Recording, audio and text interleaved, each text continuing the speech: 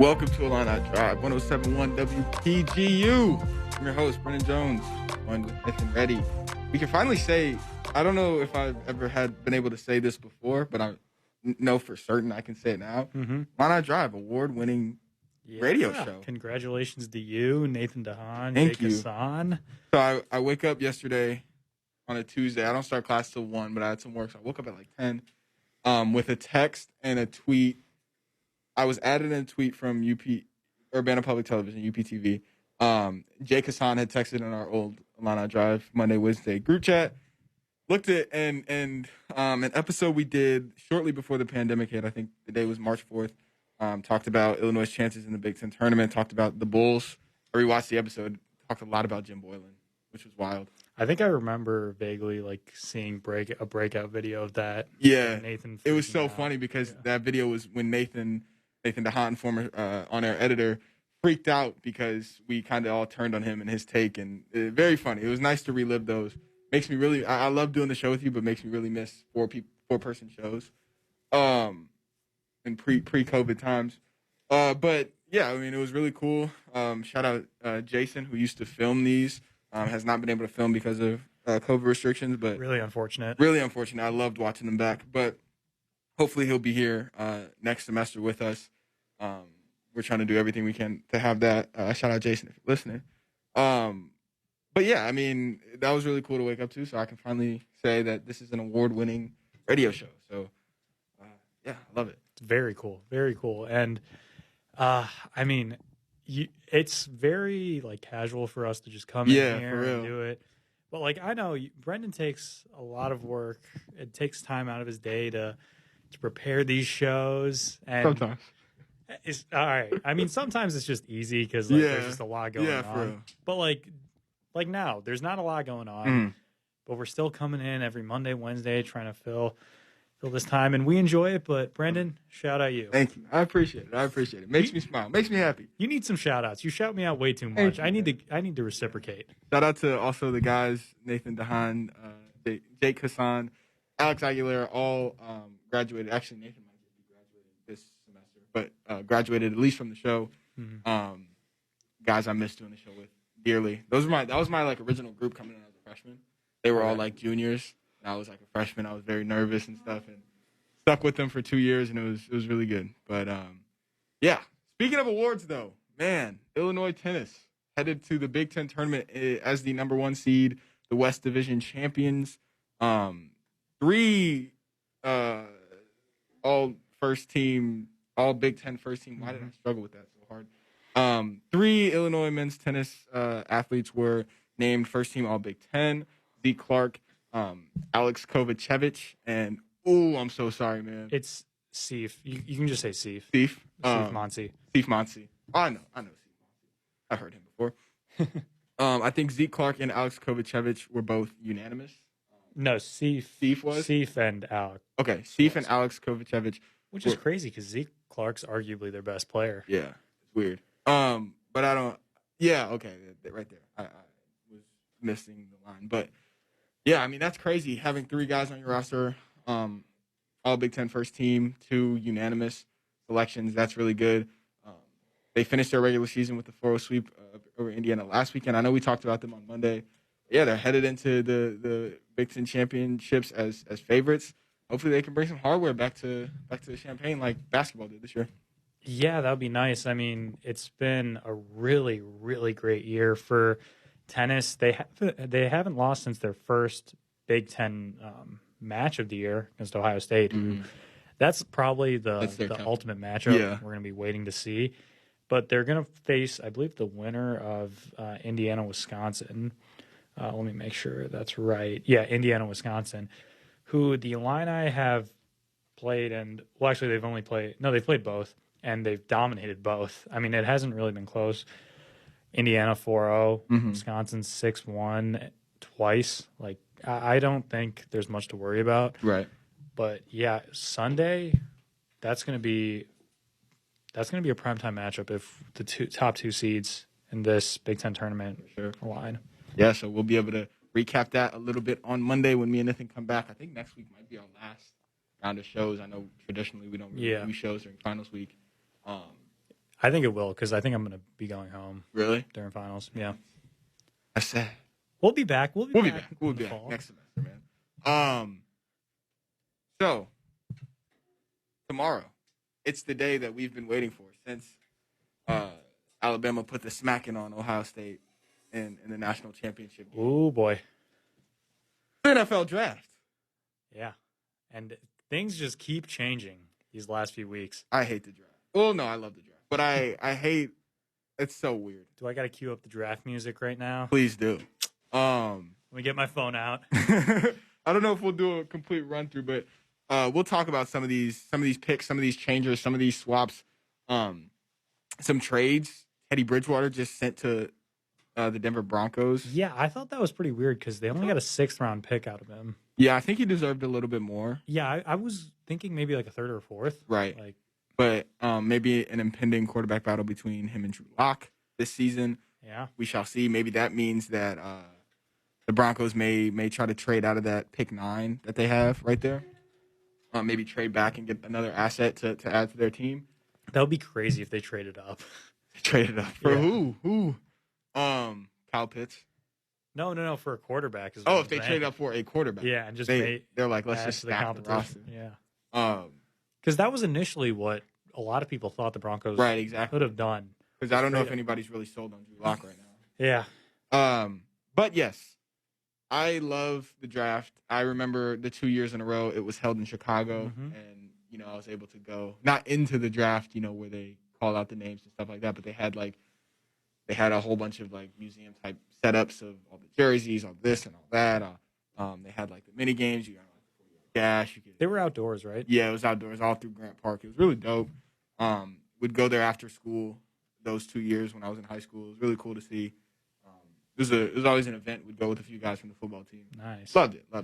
But man, this draft has been hyped up as one of the best quarterback drafts in recent memories. I know we talk about the 18 yeah. draft with Baker, with Lamar. And 17. With Baker, with Lamar, and 18, and Josh Allen, Rosen, Darnold, all in that draft. And then you look back the previous year, 18, you have Mahomes, Watson, Trubisky. 17. Is that 17? Yeah, 18 was the Darnold year. Right. That's what I meant. Yeah, I mean, there was a lot of quarterback talent in those 2 years, but this draft, it's been since that 2018 that we've seen 5 guys potentially go in that number 1. I still think 5 guys are going to go in the first round. 5 quarterbacks will go in the first round this year.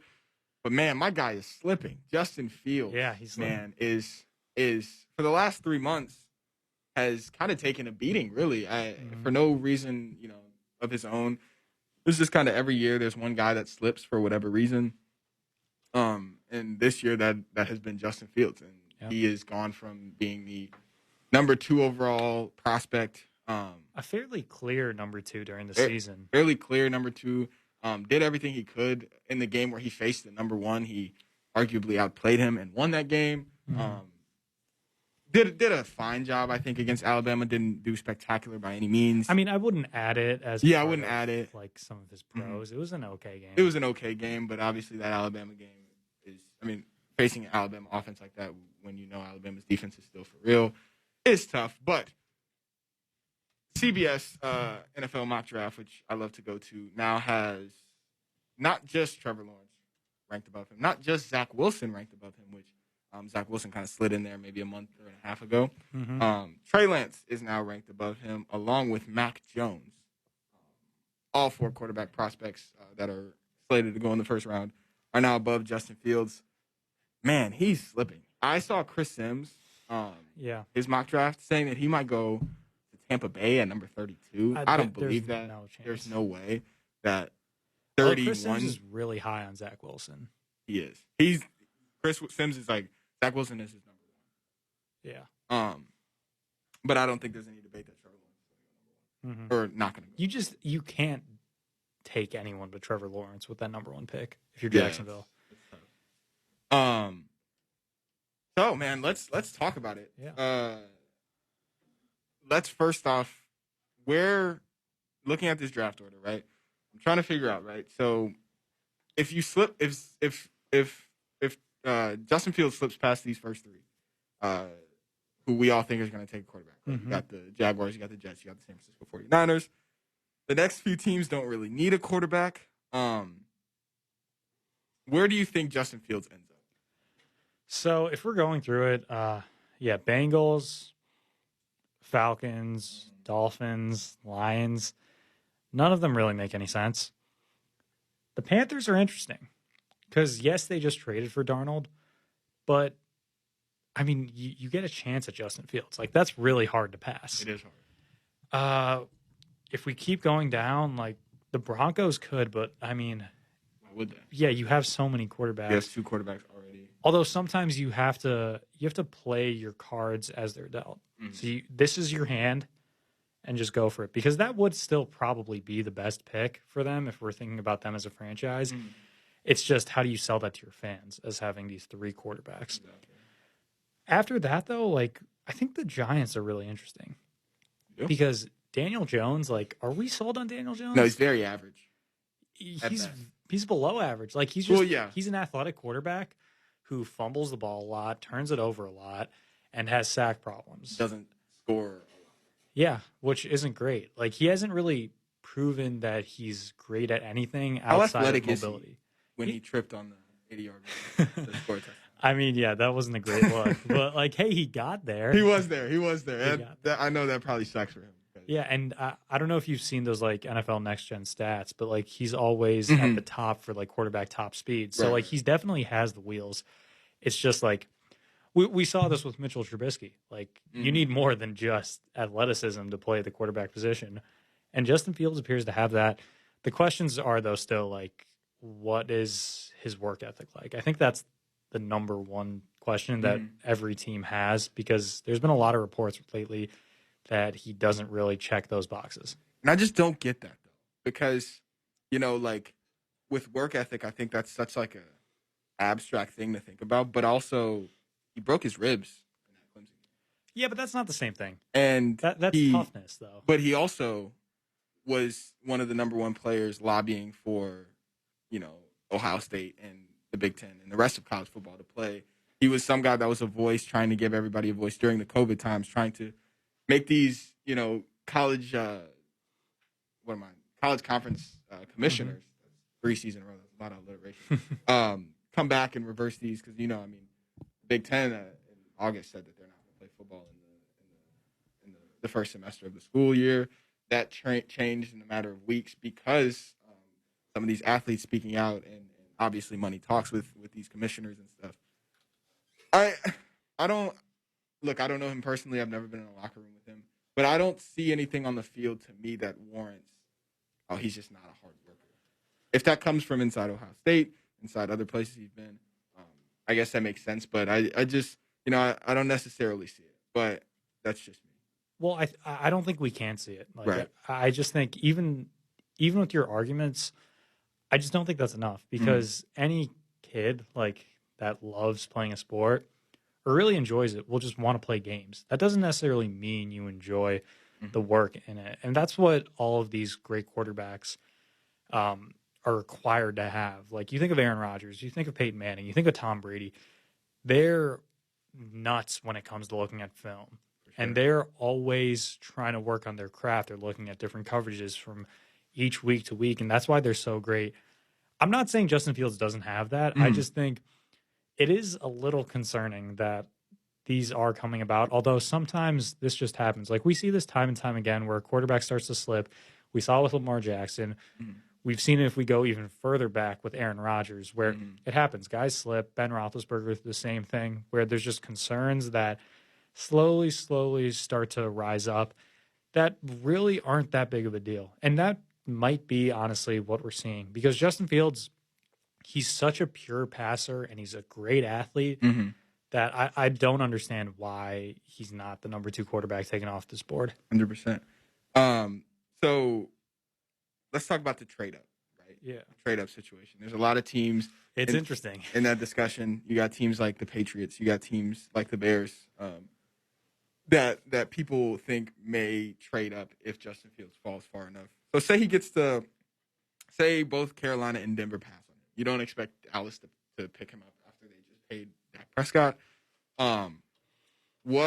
Give me 2 or 3 teams that you think either realistically are going to trade up or would be very interesting if they tried to trade up to get him. I think it would be pretty interesting what Washington does because they do have a far way to go. That's the first concern. Similar to the Bears, like you have to climb probably like 15 picks around there, 10 to 15 picks. But they have the biggest question mark at quarterback of arguably any NFL team. Like Taylor Heineke, fantastic in that Tampa Bay game, in that wild card game. But we've only seen him start one game, and we only have seen him play great in one game. So there are major concerns, and I think it's seen by his contract. It was like a 2-year, $8 million deal. That's got to be the number one team. Number 2 is the Patriots because they don't usually trade up. No. But this is an ideal time. Like Bill Belichick's willing to take a quarterback. We saw with Jimmy Garoppolo, and we saw how there was so much hype coming about Jimmy Garoppolo in that offense. But also, like, it's not the Patriot way to give a boatload of picks away to move up in the draft. So that's like a little bit further on my list. I think the Bears have to still be interesting because Andy Dalton's not the answer. That's your bridge quarterback. Maybe you can trade up, and they're willing to trade up. We saw it with the Khalil Mack trade. We've seen it with Mitch Trubisky. They're willing to give away picks. I'd say those are probably my top 3. Las Vegas is pretty interesting. But aside from that, like, I don't see a ton of teams that would trade up. You know how crazy it would be if the Saints tried to trade up to get him? That would take so much. It would take a multitude of either picks and a good player or something like that. Probably 3 picks. Probably like 3 picks. 3 first-round picks. But I guess when you think about that team, retiring Drew Brees, of course, and you look at Michael Thomas is still relatively young. You just paid Kamara a year ago. Your defense is still pretty good.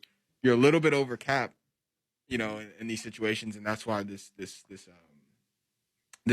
contract with forgetting his name. I haven't talked about football in so long. Jameis? No.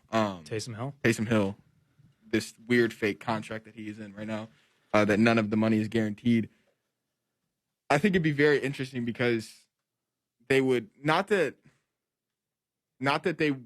Justin Fields isn't a quarterback that's going to be ready to start day one and be great day one.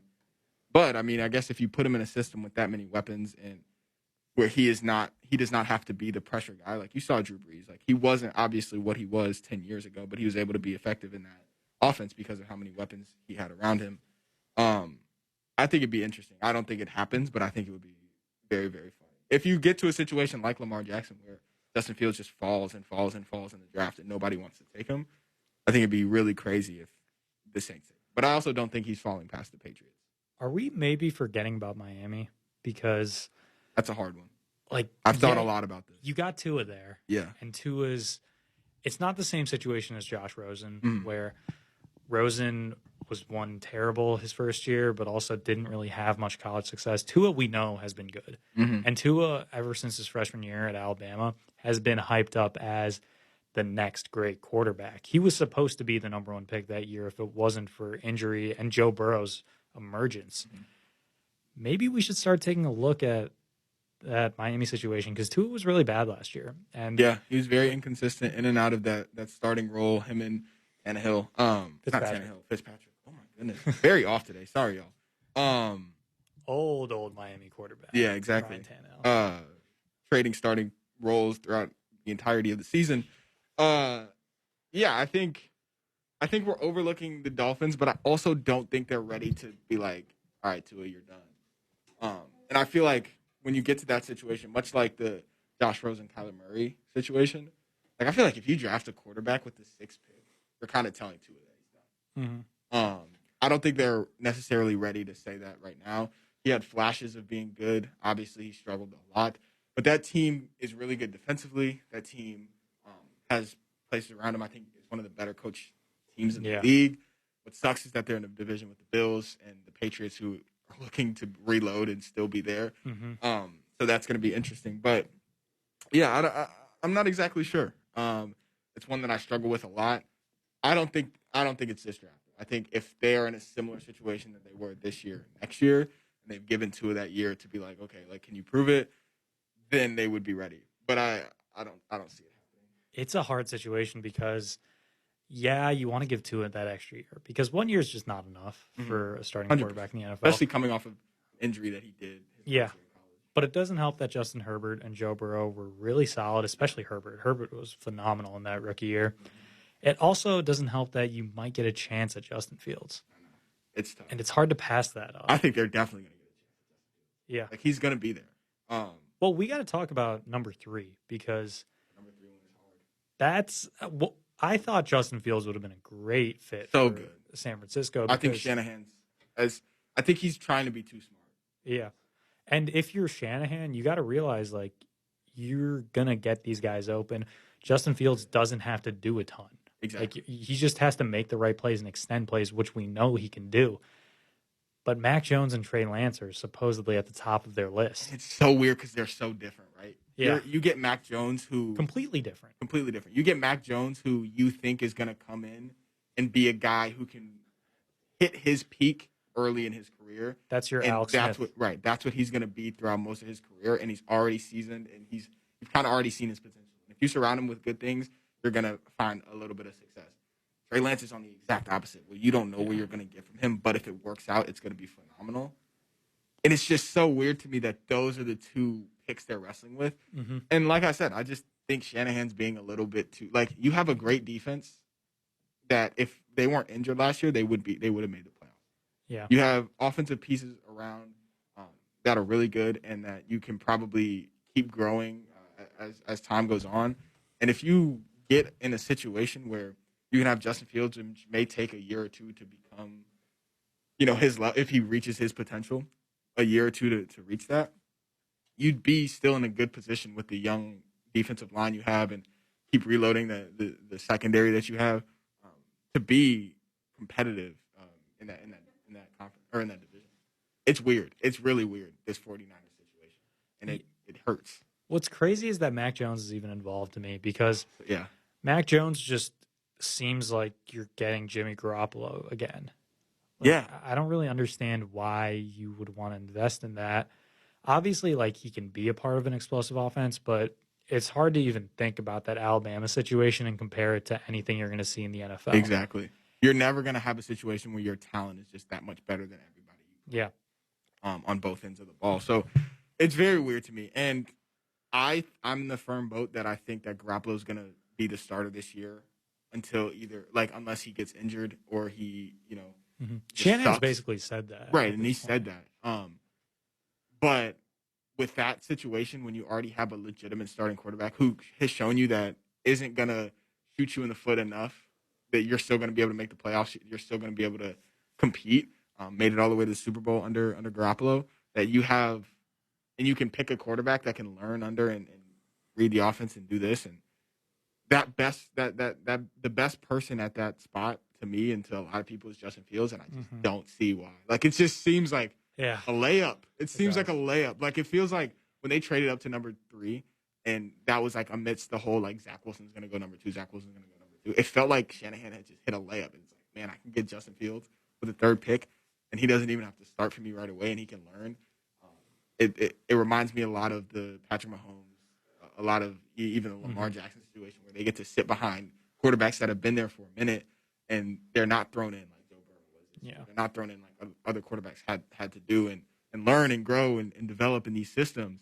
It feels like he's there, and then you just pick the 2 quarterbacks that don't make sense for your team. This seems sort of like something where we look back in 5 years and be like, did we just overthink everything? I think they are. Yeah. I think they are. And look, I can see, obviously, I think Trevor Lawrence has done enough in his career to be number 1. Nobody's debating that. And I can see picking Zach Wilson over Justin Fields. Like, I personally would not have done that, but I can see where. But it just seems like, why are you guys thinking so hard about this? Like, this guy for 2 years was the best quarterback in his conference, was the second, or not that 2019 season, there were other quarterbacks that were drafted, but was a top player, was in the Heisman conversation both those years at Ohio State. And this year was one of the best quarterbacks in the nation, and you guys are just like way, way, way over. Yeah. Like, it's like, I don't know, back to this 49er situation. It's either like they're going to play it very, very safe with Mac Jones or gamble with Trey Lance, but they're not going to go in between, which makes the most sense. It's not even going in between, though, because Justin Fields seems like he has the potential of Trey Lance, but he has a higher floor. So, like, yeah, Justin Fields doesn't feel like a gamble. It just, I don't know. Maybe we'll see in 5 years Justin Fields becomes Dwayne Haskins. I just don't see that happening, though. Also, last point before we go to break, I think that I've seen this a lot. The whole Justin Fields is falling because he comes from Ohio State, which has had a line of quarterback busts in the NFL. I think that's such a lazy take. Yeah. It's my least favorite thing. It's like, well, he's going to be like every other Ohio State quarterback. It's just stupid.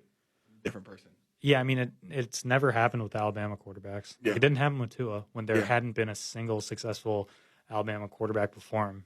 Like, I don't understand how that really correlates. Yeah. Doesn't make much sense. But we're going to take our first break of the show. When we get back, man, what is Dr. J doing, man? Is he serious or is he trolling a little bit? Trolling a little. When we come back, we're going to talk NBA. We're going to talk about old heads in the sport. Stick with us on 107.1 WPGU.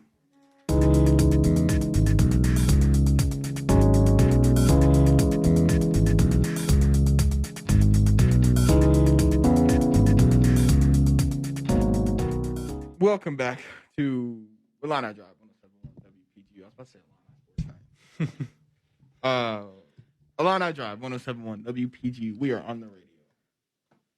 And Nithin, I often say that the NBA is kind of like rap music. There's a lot of similarities. There are. A lot of trends over time. And one thing that is very similar is that when old NBA players and old rappers speak their mind about the new generation and the current generation, they're often wrong, and they often, are then ridiculed by the current generation. Yeah, the idea of old heads. The idea of old heads in this generation. One guy that I will give credit to, Allen Iverson. I think he does it perfectly. Stays out of the spotlight, kind of just talks about his own thing, and gives guys a lot of credit. That's one thing about old heads is that they like to think that maybe they're a little bit better than they are. And this weekend, Dr. J, Julius Erving, one of the greatest to ever do it, was interviewed with Crispy Haynes, great NBA journalist. And he gave his all NBA first team, second team of all time, and that list included. I'm trying to pull it up real quick. I don't know if you have it. My article that I was looking at right there. I do not have it. There was Michael Jordan. Karl Malone was on the second team. I'm going to pull it. Or Nithin got me with the research. I'll get it. I know he does. Anyway, LeBron James was left off of it. To be fair, this list, I think Michael Jordan was the youngest player on this list, which means that this was a very 90s, 80s, 70s, 60s inspired list. Obviously, that makes sense. Dr. J is from that era. That's where he grew up watching. That's where he played. That's where shortly after he retired, he watched. So those are the guys, right? Those are his guys. It's funny because while I'm looking for it in 2013, he didn't have Jordan on his list. So it just takes him a little bit of time. Yeah, maybe he's just like 10 or 15 years behind. But yeah, so LeBron James did not make this list, and I like if you're looking at NBA positions like NBA. Oh yeah, this is I haven't actually seen the list. I've just seen LeBron wasn't on it. Yeah. The list it's all old guys. No, Michael Jordan's the youngest player on this. Yeah, so his first team, which I mean his first team's okay, it's something. Jerry West, Oscar Robertson, Wilt Chamberlain, Bill Russell, Elgin Baylor. His second team, this is like the 80s and 90s guys. Magic Johnson, Michael Jordan, Larry Bird, Karl Malone, Kareem. Maybe he just got confused with what first team meant. Like maybe that's the first NBA team ever. Yeah, honestly, that seems pretty accurate. Like the best players. LeBron will be on the fourth team, era. right? Yeah. So the next team will be the 2000s. Then the next one will be the 10s and 20s. Although maybe like this would be the third generation. I mean, realistically, it's like pre Magic Johnson, Larry Bird, 80s. and then 90s and then modern. Well, I still would consider because I feel like you're missing a lot if you try to conglomerate the last 20 years of basketball. yeah, that's Like true. you're thinking That about is true. Shaq, Tim Duncan, Kobe, uh, Allen Iverson. You're Kevin thinking about Garnett. Dwayne Wade, Garnett. Who am I missing? Steve Nash. Steve And Nash, then Jason Kidd. Jason Kidd. Then you're thinking about this modern era: LeBron, Steph, KD, Kawhi. Kawhi, AD, Giannis, guys like this. So yeah, it's very interesting. James Harden. James Harden. I'll put him in there. Oh, you have to. So the Harden haters don't come after Yeah, us. that's fair. That's fair. I did not mean to leave out James Harden. I think he should be on this. I'm not putting in on Russell OKC. Westbrook there. Really? Yeah, I'm not putting him in He there. gets a reserve spot on my team. All right.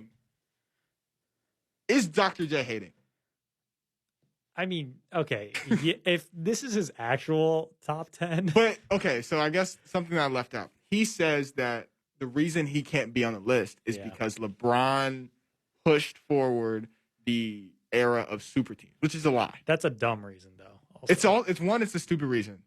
Two, it's a lie. There's been super teams forever. If you look at the Celtics. Well, I think what he meant by that is like LeBron's the first guy that really created the super team, like by himself. What about the Celtics in the 2000s? They didn't create it though. That was all trades. Yeah, but I feel like is he the only? Well, sure. Is he the first guy to be like, okay, like let's meet up, let's do this? Yeah. I mean, I guess you could argue the Celtics because I know KG wanted to like go to his team with other stars, and Ray Allen ends up being pushed together with that, and Paul Pierce. But like you think of LeBron as the first guy because you think of the decision when he decides, hey, me, Chris Bosh, Dwayne Wade, we're all going to go to Miami and we're going to go win not one, not two, not three. You get the point. Two. Like, yeah, two. He thought, but we know two. Yeah, I think LeBron is some guy that made it hard. I think not that LeBron started this super team, not that he was the first person to do it, but he made it impossible to win without one, pretty much.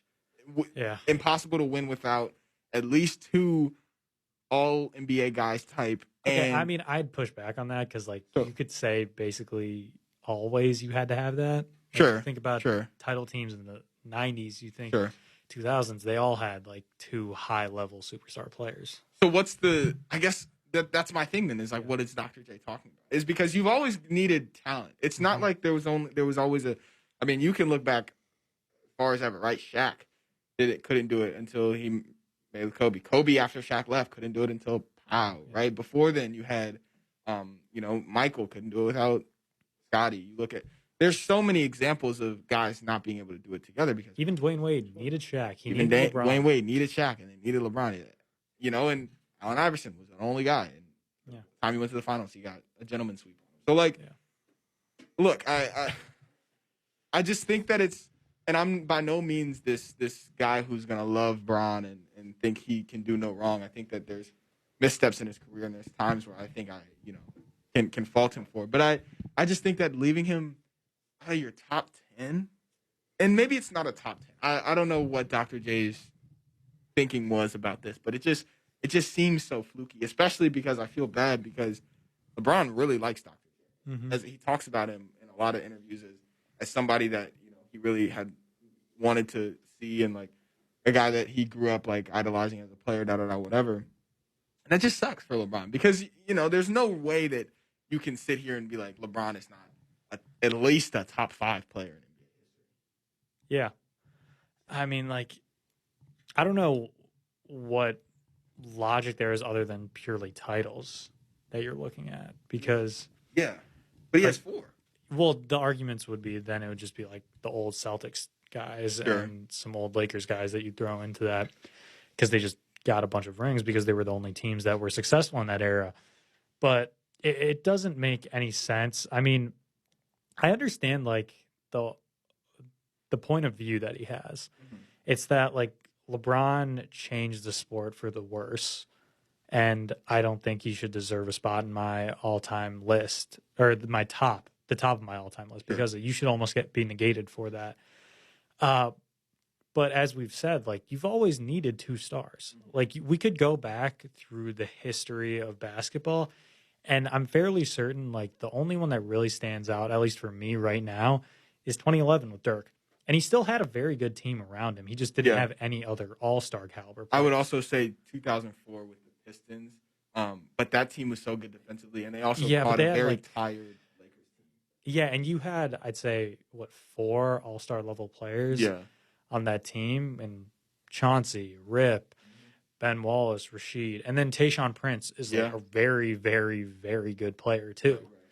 So like you've always needed good talent on teams. Like you just can't win like LeBron almost did in 2007 with that Cavs team where he had no one. It's tough. And I don't know. It's just so weird, and I think that this happens a lot with old guys who think that, you know, they're just like a little bit better than the competition now, and I'm sure that's how everybody feels about everything. Yeah. You know what I mean? Like, you never want to relinquish that crown that, hey, I played in the best era, or hey, you wouldn't understand. You didn't have to go through the trials and tribulation that I did. Like, you could say it's an ego thing, but it's just a confidence. It's I don't know what you want to call it, but it's something that like we all have where it's like, these were the good old days because I was a part of it. And I have to believe that that's what Dr. J was kind of focused on, especially and you brought up winning. Dr. J left himself out of this list. He only has one ring, which would make sense if winning was kind of his thing. But yeah, I don't know. I think as much as you can fault LeBron for starting the super team era of NBA basketball, I think the NBA is as good as it's ever been. I think talent-wise, when you look at not only the current NBA, in which it's making the most money it's ever been, the players are making the most money they ever have. The you know, it's most interactive with the fans, and then you look at the future of the NBA, the prep talent is as good as it's ever been. I think the NBA is in good hands, and I think a lot of that comes from these guys in the current era of the NBA. Right? When you look at new guys, they're not saying, "Hey, I want to be Dr. J in the NBA." They're not saying, "I want to be Karl Malone. I want to be Kareem." They're saying, "I want to be Steph Curry. I want to be LeBron James. I want to be Anthony Davis." Yeah. Yeah, I mean, it's something that I think in 40 years we're going to see like Russell Westbrook on a 100%. podcast. Or we're going to see James Harden saying, it was harder to average triple doubles in my day. Yeah. It's harder to score like 30 that when a guy gets like 60 triple doubles in a season or something like that.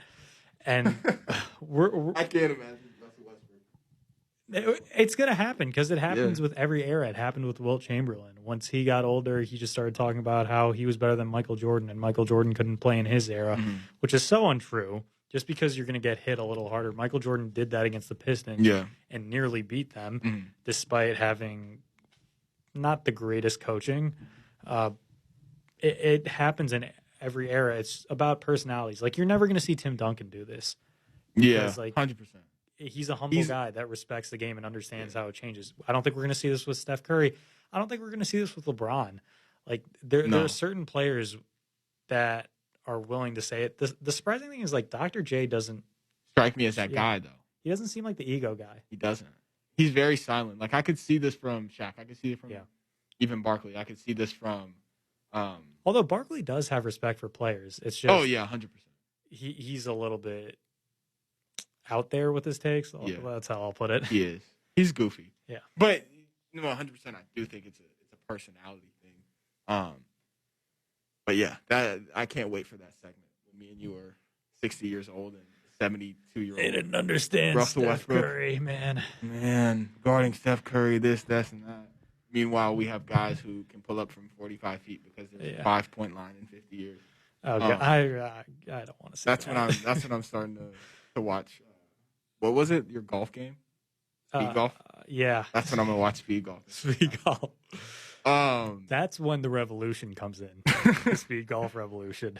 Speaking of Steph Curry and the 5-point line, they needed that last night. I mean, did they? Like, it was the Steph Curry show and no one else. And that was not even close to enough. The Dallas Mavericks outscored Steph Curry and the Golden State Warriors 36-12 in the first quarter. Yeah. And the final score does not do it justice. It doesn't. 30-point win. It really doesn't. And that's crazy. Because it was a 30-point game the entire time. Yeah. At least. The Steph, I hate to ask this question because I firmly believe that it won't happen, and I firmly believe that he doesn't want this to happen. Mm-hmm. Steph Curry's contract is up, not this season, but next season, I believe. Brendyn, I don't like where you're going with this. I'm searching up his contract. I'll get it.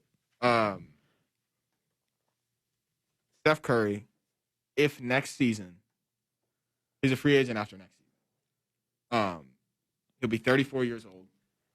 He would have been. No, I'm just gonna stop it. No, if Klay Thompson comes back and it's not the same. No, and they struggle next year, they barely make the playoffs, or they don't make the playoffs next year. Is Steph Curry join LeBron James and Anthony Davis? Oh no, that's an absolute. No. That's like, is there a negative %? Like, yeah, that would be the answer. There's no chance he does it. The only place is Charlotte. Like, that's the only shot, and even that, I don't think he would retire. Well, it would. That's the only way because, like, he loves the Bay, and his family like has roots in Golden State, right? And he's even said like he wants to. I think recently in an interview he said he wanted to retire as a Warrior. Oh, I'm sure he does. So, like, I would be shocked. I think they have like 4 losing seasons, and then he starts to think about it because this year's not enough. Like, you don't have Klay. You're gonna get the Minnesota pick, I'm pretty sure, this season, which is going to be a high pick, or it's top 3 protected, something like that. So they're going to get the top 3. Yeah, but with the lottery, like, yeah, if they get the 4, that'd be so tragic. Yeah, like you could get like a Jalen Suggs or a Jonathan Kuminga, like one of these great players Crazy. That would add Evan to them. Mobley. You could potentially package that with Wiseman. Like there's a lot they can do. What if they got Evan Mobley? Like, what if he falls? I don't know. That he would seems be like the number crazy. 2. Well, it's too early for. I think it's too early, and a lot of stuff happens. But they got Evan Mobley. Like, that'd be crazy. That would be crazy. Be like a little bigger version of Draymond. Well, it's a little different because Mobley can shoot threes. Yeah, and he's not necessarily the passer, but like that changes their defense. Defensively, too. Defensively is my biggest thing that I'm focused on. But that's my point. Like, this is not the final. I know, product. but this it's is far so from the tough. final It's product. so tough because this was supposed to be the season where, Klay's coming back, Steph's back, right? They don't have Durant, but they have this bench that last year started all those games because Klay and Steph were out, and they have Andrew Wiggins, who's not KD by any means, but maybe could be somewhat of a Harrison Barnes type figure for this team, and maybe they could. And then stuff just falls apart, and Steph Curry is literally carrying this team with his 6'3", 190-pound frame, and lifting this team up. And it's just so tough to see. I was looking at the box score yesterday. He shot 50%. And, well, in the third quarter, Steph Curry was 7 for 14, and I think 4 for 7 from 3. The rest of the team was 7 for 34 and 2 for 18 from 3. Like, you can't win a game if the rest of your team is shooting below 20% from the field, and 20% from the field, and almost 10% from 3. I want to see the statistics, like points per game, like field goal percent, like especially like the advanced statistics. If you take Steph Curry, oh, I could pull that up. I'll get that for you. Like I would be, because I've feel looked like at it'd be that dismal. before, and it's pretty bad. It's tough because if this team were like 2 or 3 seeds higher, I'd have to give the MVP to Steph Curry. But seeing him last night, like whenever they're losing bad and he has like the towel over his head and he's like looking down, so tough. You want the on-off splits? Sure. So like it's not as crazy as you'd expect. Okay. Especially compared to some of the previous years, but it's an 8-point difference when he's on the court per 100 possessions than when he's off the court. Like right now, they're +2 when he's on the court. Mm-hmm. And like that's slightly above average, right? Which kind of makes sense because he's playing about 2/3 to 3/4 of each game, and when they're out, they're a bad team. Man, I have nothing to say, but I'm so disappointed in Andrew. Well, what did you expect though? Honestly, like I didn't expect much. I don't think, but it's I don't been think that disappointing though. He hasn't been that disappointing, but it's just tough when you see guys around. Like KG once said that Andrew Wiggins, when he's like motivated, is the most talented player he's ever really played with, which I don't know if I believe. But also, it's just like, man, you could have been like such a good player on this team And now I don't even know if he's better than Kelly Oubre. Oh, he's better than Kelly Oubre. I mean, I like Kelly Oubre, it's from what have you seen that you've liked from Kelly Oubre? I just like Kelly Oubre, man. Oh. He's cute. I don't understand that. That's what I don't understand. Every girl says he's cute, and He's still a don't good-looking get it. dude. Kelly Oubre is cute. Everyone tells me he's a good-looking guy, and I don't get it. You don't get it? You don't I think just- Kelly Oubre is a good-looking dude? I don't man, see you're in it. the minority. I am in the minority. I'm very much in the minority. I'm accepting. Wow. No hot take Wednesday, man. That is your hot take, that you don't think Kelly Oubre is a good-looking dude. I'm disappointed in you. I'm sorry, but like I don't see it. Yeah, sure. He's better than Kelly Oubre, but by how much? I don't know. Well, what are we quantifying? I don't even know anymore. I don't know. What are we even talking about anymore? Kelly Oubre? We got to His Kelly Oubre's like attractiveness. I just don't want to go to break because that's going to be too long. So let's just keep it going. Let's keep it going, man. Do you have any hot takes ready? Yeah. Hot take Wednesday. We need to have like a music. That'll be for next semester. Yeah, well, I'm gonna do some researching, workshop some workshop with the new. We got to do it through the mics though, like we've been doing with the draft music. Just pull it up on the phone. Really janky. Oh yeah, real janky. Okay. So if you've been listening to these Hot Take Wednesdays, I have a lot of food takes. Oh, so I'm gonna leave those. Oh, I later. forgot about the onion pancakes. Yeah, still have yet to try those. And the syrup is the best condiment take, which I still firmly. Which doesn't make sense because you said don't put syrup on the pancakes. The onion pancakes. Okay, it's not the perfect condiment. I said it's the best. The best. I think ranch is up there, but okay, put ranch on a pancake. Ew. Absolutely Come on, not. Nithin. There we go. Would you put syrup on French fries? Oh, that would be good. Ah, you're weird. Actually, that wouldn't be that good. That wouldn't be okay. French fries in a shake, though. Yeah, you're right. You're right. You can put a lot of salty things with syrup. 100%. I wouldn't put syrup on a pizza. That would be weird. Yeah, I've been waiting to make the onion pancakes until I go home because I want my roommates to just so you know. Well, I'm not holding out on you. Well, tell Gabby and JJ that it was Nithin who gave you the idea. All right, so back to Hot Take Wednesday. I'll start with my NBA one. Okay. Klay Thompson has always been and is more valuable than Russell Westbrook. Ooh. Yeah, let's get it going. This is that's a good one. So I have this overarching. Let me think about it. And you overarching theory about basketball and how we approach certain players, and I call it the Klay Thompson Russell Westbrook theory because I think we value. You have a theory of basketball? Yeah. That's dope. What do you mean I have a theory? You have like a theory of basketball. You and definitely it's the name. have theories. You just don't call theories. Yeah, but the fact that you thought it out and that you can flush it out, that's crazy. All right. Thank you, Brendyn. Brendyn always trying to gas me up. But that's cold, though. Okay. All right, go ahead. So this is my theory. So for a while, we look at Russell Westbrook. He's always ranked ahead of Klay Thompson on lists, like who's the best player and all that. Sure. But the thing is, when you're trying to win a title, you need a number two. Mm-hmm. And I think an elite number two is more valuable than a low-end number one. And Russell Westbrook, when he was with OKC and after Kevin Durant leaves, specifically was a low-end number one. Klay Thompson's always been a top-tier number two option that you could use. And I think that's just more valuable for winning basketball. Also, I think that when he's paired with a guy that could be either a number one or a number two, we're talking about Russell Westbrook. Yeah. The team doesn't work, right? You look at the early OKC days. Not that they didn't work; they were one of the best teams in the league year in and year out. But it didn't result in a championship. You have two MVPs on your team; you kind of expect that, or two future MVPs. And then when you look at the Paul George situation for 3 seasons or 2 seasons, that was I think it was two. 2 seasons. Paul George, who is a really really good player, I think could be one of those elite number two guys, even a low end number one guy, like Russell Westbrook is. Didn't work. And James Harden even like it had. Oh yeah, I moments, forgot he's James Harden, and James Harden didn't work at all in the playoffs. James Harden is an elite number one guy, I think. Yeah. I don't really have a hot take, but I can pull one out, and unless you have one. I mean, the rest are food ones. Give me a food one. We only have 4 minutes left. Okay. All right. I was gonna say something about James Harden, but I didn't really have anything to say. We've done a lot of James Harden stuff. I feel he's like, a very controversial, polarizing player. He is. Okay.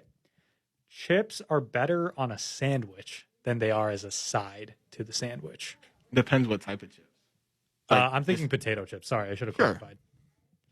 Sure. Well, all right, Brendyn, you just like. But I don't think that's not a hot take. Okay. But like, if you're talking about like barbecue chips, I don't know. Or like I'm not a salt big and barbecue chips person. Me neither. I like salt and vinegar. Or like, I really hate salt and vinegar. I just don't like that's vinegar. a hot take, man. Well, okay, no, it's a personal preference. I don't think like people who like salt and vinegar chips are wrong. I just don't like vinegar in general. So I think like my mom who grew up in India but moved around a lot when she was a kid.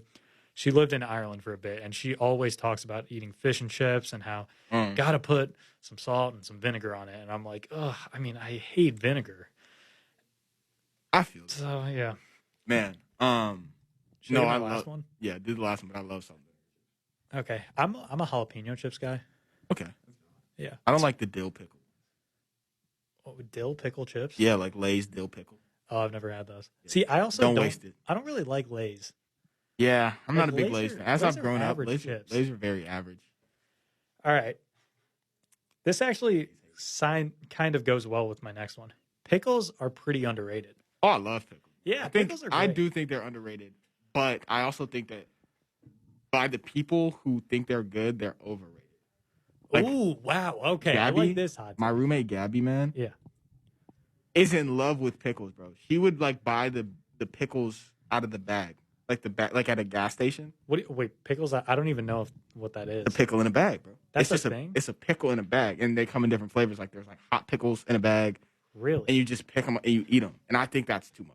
I think you're doing too much. I did not know this was a thing. Wait, how does that work? Because pickles in general have to be in like that vinegary sort of water. They're in a like it's like a Capri Sun filled with a pickle.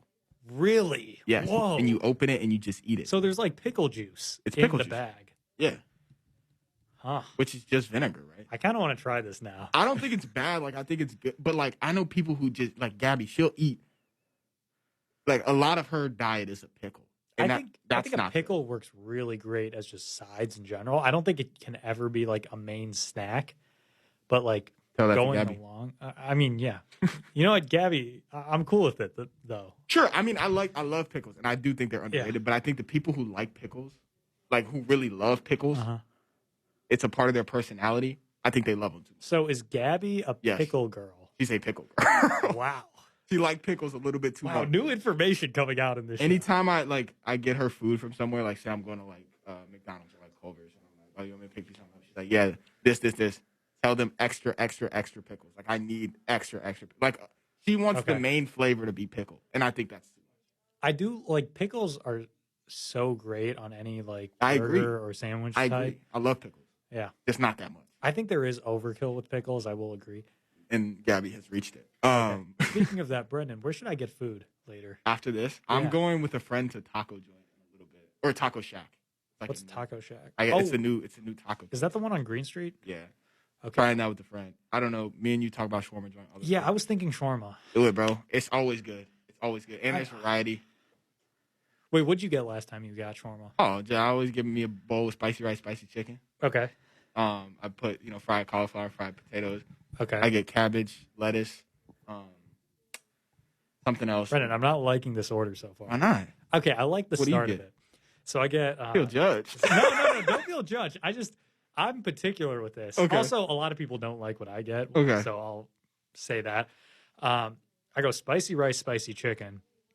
And then I get hummus, double hummus, Oh, okay. Bubba Ganoush. Okay. Because I'm very Maybe I'll mix saucy. it up next time. Yeah, I recommend putting some sort of sauces and then some of the salads that they have. I get it. Did you get falafels? No. I missed Brendyn. out. I will before. I'm going to Brendyn. go there at least twice before I leave campus, and I will get falafel next time. Brendyn, you got to get the falafels. It works so well. Well, we always love to end off Wednesdays on food. It makes me hungry. But that's going to do it for this episode of On a Drive. Tomorrow, it'll probably be, man, I'm so bad at words. Josh and Gabby back in here, maybe Carson. I'm not sure how that works out. Man, follow them because they're going to talk. He's not in charge anymore. Yeah, Figure I'm out not in Josh. charge anymore, man. I'm not going to tell y'all what to expect anymore. But for me, for Nithin, this has been a Line Out Drive on 107.1 WPGU.